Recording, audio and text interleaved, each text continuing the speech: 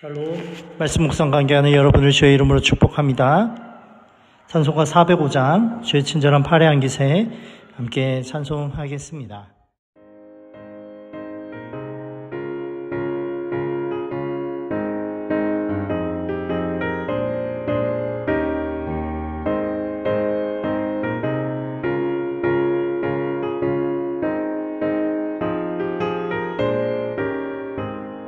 주의 친절한 팔에 안기세 우리 마음이 편안하리니 항상 기쁘고 복이 되겠네. 영원하신 팔에 안기세 주의 팔에 그 크신 팔에 안기세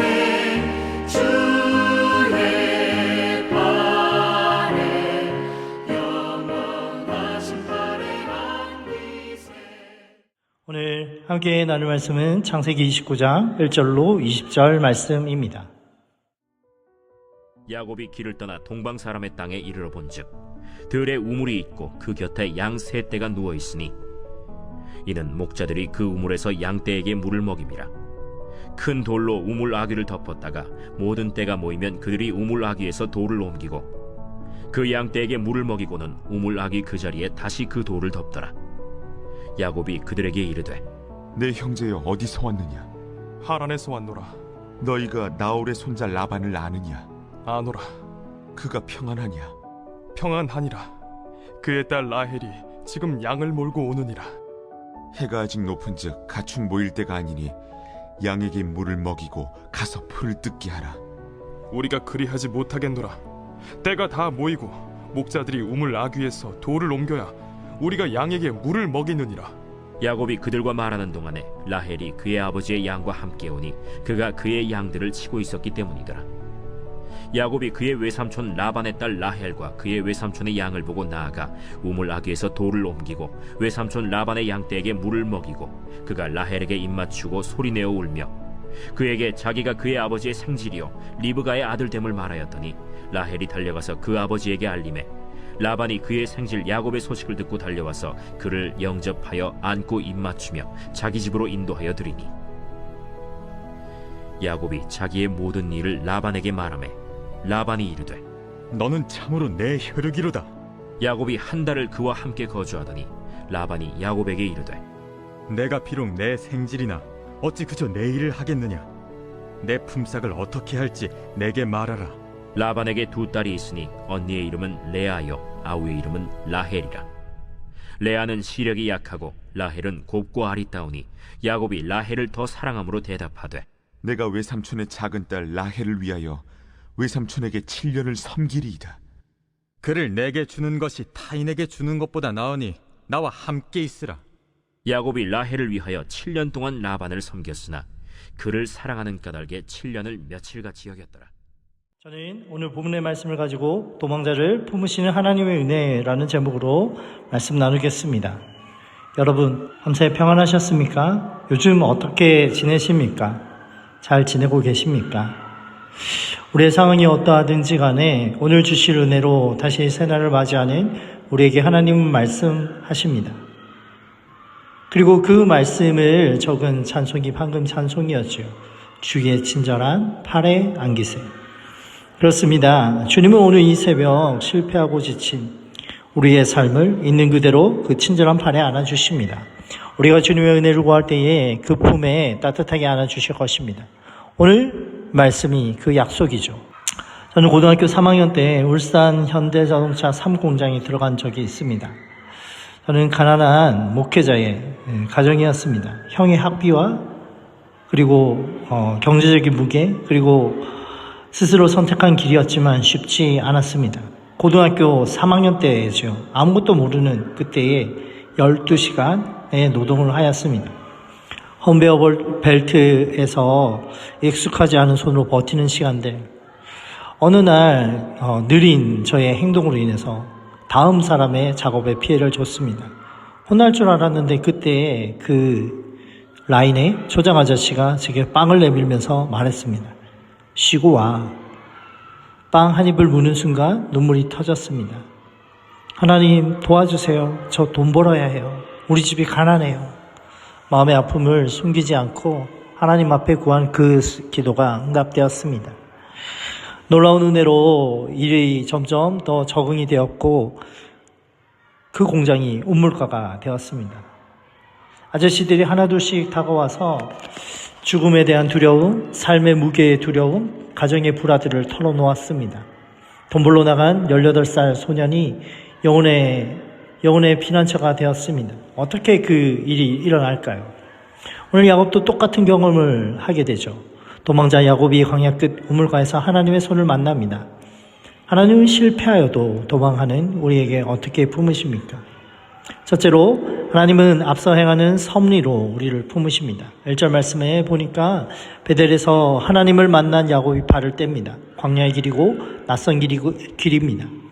베델 이전의 야곱이라면 이 길에 두려움이 없었을 것입니다. 도망자의 발걸음이었을 거예요. 그런데 지금 야곱의 발걸음에는 무언가 다른 것이 있습니다. 하나님의 약속을 품은 자의 걸음입니다. 2절 말씀에 보니까 히브리어로 마야르 베니헤라고 나옵니다. 보았다 그리고 보라 라는 것이죠. 길고 긴 광야의 여정에 우물과 목자들을 발견한 것입니다. 카메라 셔터가 찰칵하고 멈추는 것처럼 야곱의 시선에 집중된 벅찬 감격을 보여주고 있습니다. 그곳의 우물에는 하란의 목자들이 그 자리에 있었습니다. 그리고 마침 라반의 안부를 묻는 그 순간 라헬이 양떼를 몰고 옵니다. 이것이 우연입니까? 아닙니다. 베델에서 약속하신 대로 하나님은 보이지 않는 손으로 야곱의 발걸음을 정확한 시대와 시간과 정확한 장소로 인도하신 섭리였습니다. 같은 우물인데 다르게 보이죠. 이것이 믿음의 눈입니다. 베델 이후에 야곱은 달라졌습니다. 상황이 아니라 그 상황을 다스리시는 하나님을 봅니다. 이것이 구원을 받은 우리가 누려야 하는 삶인 줄 믿습니다. 여러분, 우리의 삶을 보십시오. 우연처럼 보이는 순간마다 하나님이 거기 먼저 계십니다. 예상하지 못한 만남 속에 심지어 막힌 것 같은 그 자리에도 하나님께서 앞서 행하고 계십니다. 우연이 아니라 섭리인 줄 믿으시기 바랍니다. 둘째로 하나님은 우리의 삶에 라반을 통해 우리를 사랑으로 품어주십니다. 오늘 보면 13절로 15절 말씀을 보니까 야곱이 라반을 만났죠. 라반이 말하면 내 뼈요 내 살이요. 무슨 말입니까? 가족이다 라는 말입니다. 따뜻하게 들리고 야곱은 환영을 받습니다. 그런데 한 달이 지나서 야곱이 묻죠. 야곱에게 라반이 묻습니다. 내가 나의 골육이라도 어찌 공짜로 일하겠느냐. 여기서 공짜, 거저, 희남이라는 뜻을 보십시오. 라반의 세계에 희남, 거저, 공짜는 없죠. 모두 거래입니다. 조건입니다. 그런데 하나님은 야곱에게 희남으로 언약을 주셨습니다. 조건 없이 거저 공짜로 주실 것이 바로 은혜입니다. 여러분, 근데 야곱의 삶은 어떠했습니까? 야곱도 똑같지 않았습니까? 아버지에게 가족의 언어를 쓰면서 형에게 따뜻한 척하면서 빼앗았습니다. 그리고 뒤에서 계산을 숨겼죠. 지금 야곱은 자신의 거울 앞에, 라반 앞에 서 있습니다. 이것이 우연입니까? 아닙니다. 더 큰 하나님의 놀라운 손입니다. 베델에서 하나님은 야곱에게 희남, 공짜를 주셨습니다. 은혜를 주셨습니다. 그런데 야곱은 아직 그 희남을 누리지 못하고 있습니다. 아직 라반의 세계, 거래의 세계, 속임수의 세계 안에 갇혀 있습니다. 하나님은 라반을 통해 야곱을 그 세계로 끌어내십니다. 라반의 손을 빌어 야곱 안에 라반을 그 거래와 조건, 세상의 지혜와 방법을 깎아내십니다. 이것이 사랑의 학교입니다. 성도 여러분, 우리의 삶에 반드시 라반이 있습니다. 가장 가까운 사람입니다. 의지하고 싶은 사람이 있습니다. 그런데 그 사람이 우리를 가장 아프게 합니다. 저도 고등학교 때 현대자동차에서 공장에서 일할 때 3개월 먼저 온 형이 있었습니다. 낯선 공장에서 의지하고 싶었던 사람입니다. 근데 그 형이 끝까지 회식 자리에서마다 술을 권했어요. 머리에 술을 붓기도 했습니다. 그것이 제 라반이었죠. 그런데 하나님은 그 자리에서 저를 빚으셨습니다. 나중에 그 형이 자기 차로 저를 교회에 데려다 주고 함께 예배를 드렸습니다. 라반이 독립자가 된 것입니다. 하나님은 라반을 통해 야곱의 라반을 깎으십니다. 성도 여러분, 우리의 삶에 라반은 누구입니까? 그 사람이 하나님의 손, 연단의 자리인 줄 믿으시기 바랍니다. 마지막 세 번째로 하나님의 사랑은 참된 신랑 예수 그리스도의 생명을 우리에게 품으십니다. 라반에게 두 딸이 있죠. 두 딸 중에 야곱은 라헬을 먼저 보았습니다. 그리고 사랑합니다. 야곱이 라반에게 말합니다. 내가 외삼촌 작은 딸 라헬을 위하여 7년을 섬기리이다. 7년의 노동입니다. 7년은 며칠 같았습니다. 왜 그렇습니까? 20절 말씀처럼 사랑했기 때문에 무겁지 않았습니다. 그런데 여기서 멈추지 않고 야곱은 소가 14년을 일했습니다. 우리 구주 예수 그리스도는 다 아시면서도 십자가를 지셨습니다. 야곱은 몰랐습니다. 그래서 속았습니다. 우리의 죄를 아시고 우리의 연약함을 아시고 우리의 배신도 아셨음에도 불구하고 오셨습니다.